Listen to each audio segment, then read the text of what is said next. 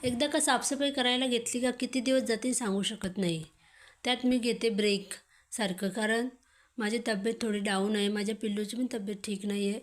त्यामुळे थोडंसं थकवा आहे. थोडंसं काम करायचं आणि रेस्ट करायचं. त्यामुळे एकदम कामं काय होत नाही. तर हे फक्त किचनचं आता खालचं स्टोरेजचं आहे ना, तेच फक्त साफ करायचं राहिलं होतं. तर आज मी ते करायला घेतलं होतं. आणि माझ्या मुलाला सगळ्या कामात मदत करायला लागते.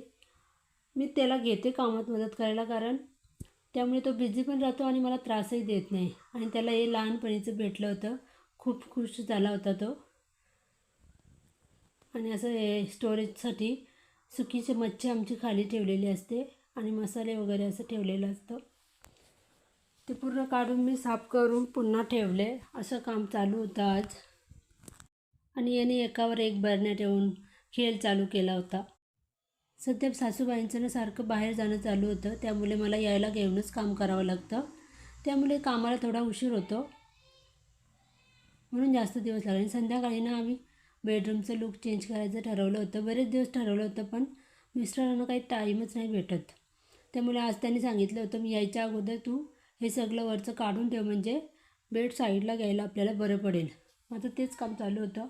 मी थोडं स्टोरेज कमी केलं बेडमधले. त्यामुळे बेड इझिली आम्हाला हलवता येतो.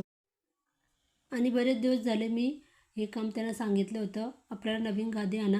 ते फायनली ती आली एकदाची. ही गादी आम्ही आमच्या फॅक्टरीमध्येच बनवून घेतली आहे. स्वतःची फॅक्टरी असून पण इतके दिवस लागले, पण फायनली ती आली.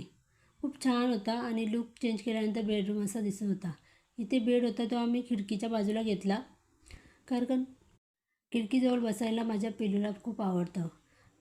तिथे बसून तो थोडा टाईमपासही करतो, झाडं पक्षी बघतो, त्यांच्याशी खेळतो.